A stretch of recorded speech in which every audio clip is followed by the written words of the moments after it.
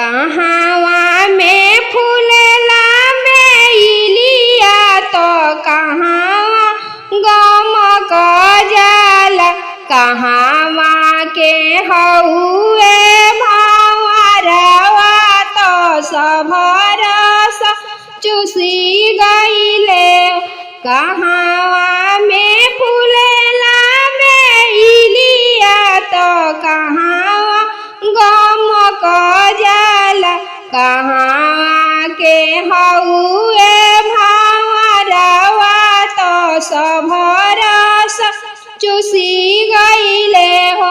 अनजानपुर में फूलेला बेलिया तो अनजानपुर गमक जाला हो। अनजानपुर में फूलेला बेलिया तो अनजानपुर गमक जाला। कवन समधि के हउए भंवरवा तो रतिया आहे रखेले हो। कवन समधि के हउए भंवरवा तो रतिया आहे रखेले हो। बिनती से बोलेलन कवन समधि सुना हो। कवन समधि अनजानपुर के छुटेला भंवरवा तो सब रस चूसी लेला हो।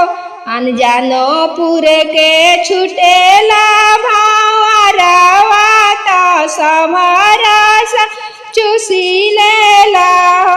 तड़पी के बोलेलन कवन समधि सुना हो। कवन समधि नाही बरी जय पानी भंवरवा तो सब रस लेबे देहू हो। तड़पी के बोलेलन कवन समधि सुना हो।